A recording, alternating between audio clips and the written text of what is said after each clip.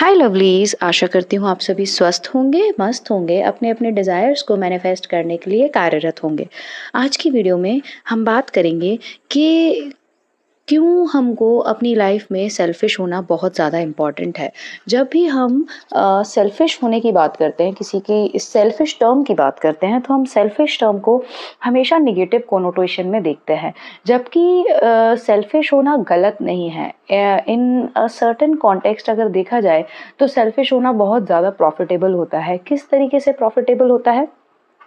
जब आप सेल्फिश होते हो तो आप अपने आप को सर्वोपरि रखते हो, और अपने आप को सर्वोपरि रखने का मतलब आप खुद को अपनी प्रायोरिटी बनाते हो। आप हमेशा ये पॉइंट ऑफ व्यू और इस पर्सपेक्टिव से सोचते हो कि हाँ ठीक है, मुझे ये डिज़ायर चाहिए या मेरी ये नीड है, इस जगह पर मैं इतना चीज़ कॉम्प्रो कर सकता हूँ, इस जगह पर मैं इस स्टेप को ले सकता हूँ।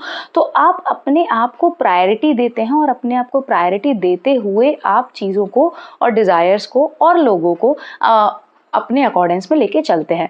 वहीं उसके विपरीत जब आप खुद को प्रायोरिटी नहीं देते हैं, मतलब आप खुद के बारे में पहले नहीं सोचते हैं, तो आपको हमेशा सेकंड हैंड रहेंगे ना। सेकंड हैंड मतलब आप जब खुद अपने आप को प्रायोरिटी पे नहीं बना रहे हो अपनी, तो किसी और से कैसे एक्सपेक्ट कर रहे हो कि वो आपको अपनी प्रायोरिटी बनाए। ठीक है, तो उसके लिए आपको क्या करना होता है, you have to focus on one thing, and that particular thing is कि आपको ये कॉन्शियसली ध्यान देना है कि आप खुद को अपनी प्रायोरिटी बना रहे हैं। और जब आप खुद को अपनी प्रायोरिटी बनाएंगे तो वो चीज़ ऑटोमेटिकली आएगी कि आप खुद के लिए जब स्टेप्स लेने लगेंगे तो उसको लोग और ऑफन सेल्फिशनेस में टर्म करेंगे।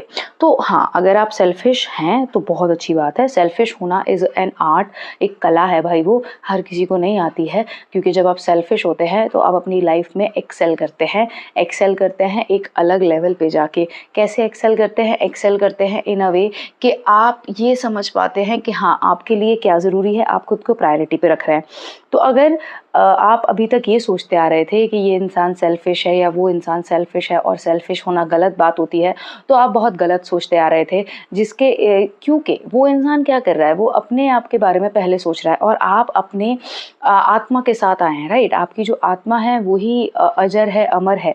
और अगर आप अपने आत्मा के बारे में, अपने आत्म के बारे में, स्वयं के बारे में नहीं सोच रहे हैं, खुद को प्रायोरिटाइज नहीं कर रहे हैं, खुद को प्रायोरिटी पे नहीं रख रहे हैं, तो आप मुझे ये बताइए कि कैसे आप ये एक्सपेक्ट कर रहे हैं कि कोई और आपको प्रायोरिटी पे रखेगा। तो बनो भाई, सेल्फिश बनो, खुद को प्रायोरिटी पे रखो, और अपनी लाइफ में एक्सेलेंस के साथ, लग्जरीज के साथ जीना और रहना सीखो, और एक्सेप्ट भी वही करो और एक्सपेक्ट भी वही करो। ठीक है।